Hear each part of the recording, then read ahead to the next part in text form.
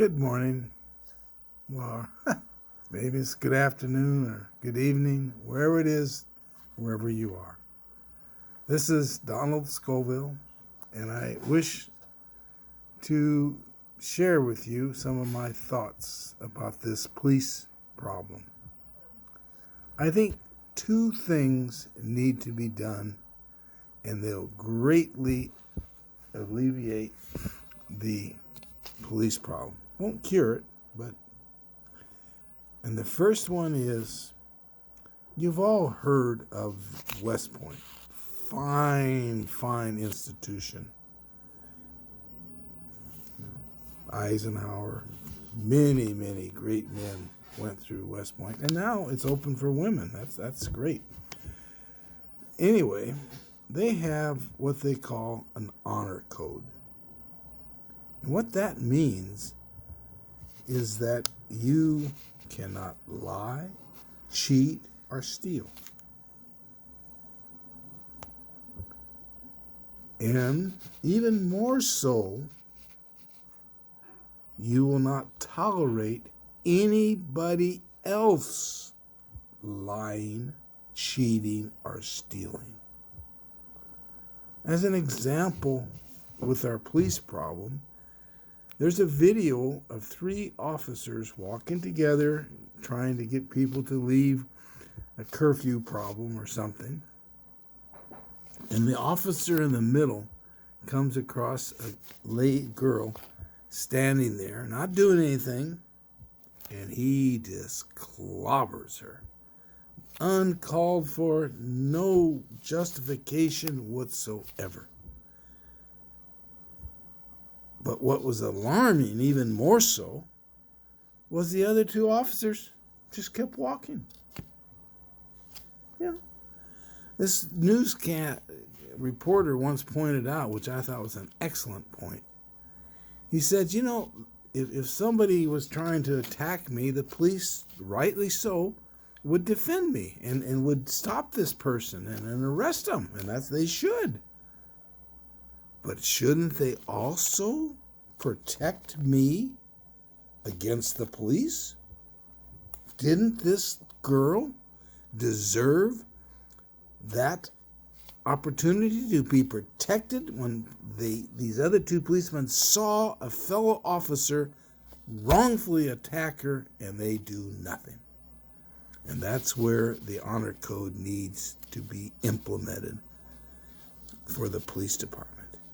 If they see somebody doing wrong, lying, stealing, or cheating, then they must react. They must enforce the law, even against their fellow officers.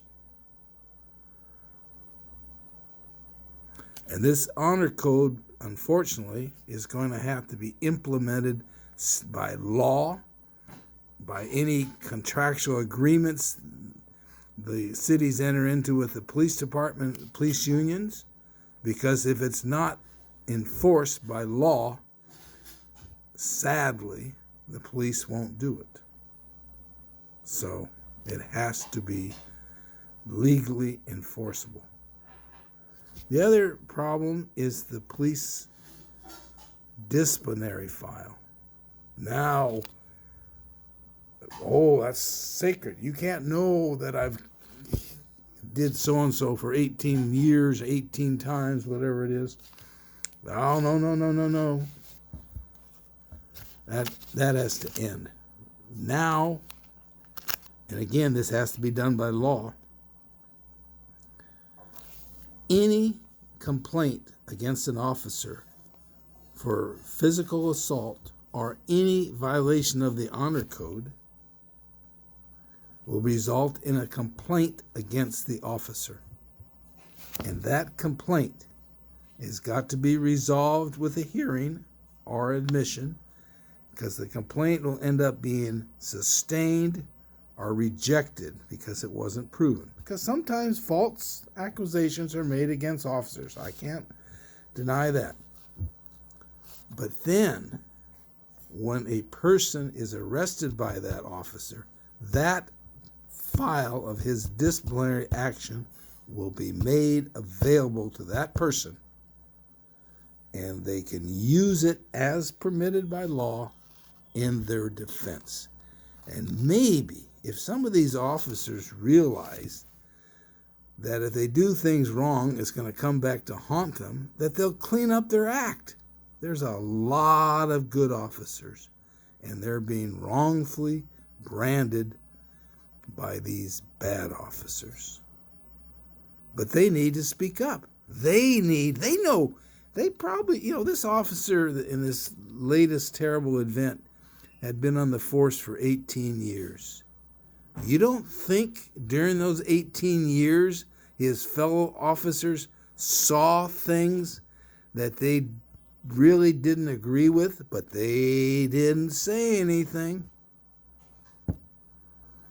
Maybe this terrible problem would have been avoided if they would have ended the so-called silence, the code of blue. You can't testify against an officer. No more.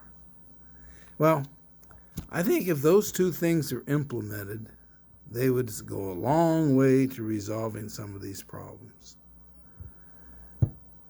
Well, Donald Scoville, if you have any comments, I appreciate them. Thank you very much.